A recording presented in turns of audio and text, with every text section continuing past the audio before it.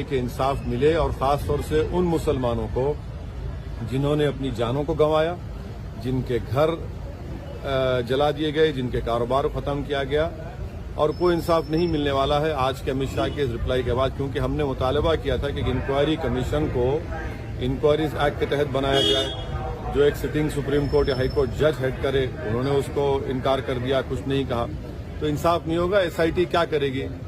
One sided arresting हो रही है दिल्ली में, 1100 से ज्यादा मुस्लिम लोग इलीगल डिटेंशन में हैं, और मुझे नहीं लगता कि कोई इंसाफ होने वाला है। बल्कि उन्होंने तो अपने एमपीज का जिक्र ही नहीं किया।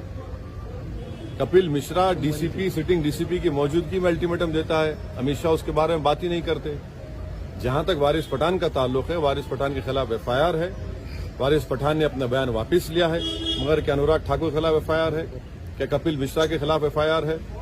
किसी के खिलाफ कोई एफआईआर नहीं है। क्या उनके वर्मा एमपी के खिलाफ कोई एफआईआर नहीं है? सरकार इन लोगों को बचाना चाह रही है, ये देश देख रहा है। लेकिन जवाब में ये बात आई कि दिल्ली हिंसा करने के लिए बाहर से लोग आए थे।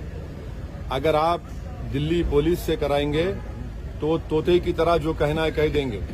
इसीलिए इंक्वायरी कमीशन को बनाया जाए, कमीशन ऑफ इंक्वायरी के तहत, तभी सच्चाई सामने आएगी। तभी जाकर चाहे अंकित हो, चाहे जुबैर हो, सलमान हो, अकबरी बेगम हो, इन तमाम को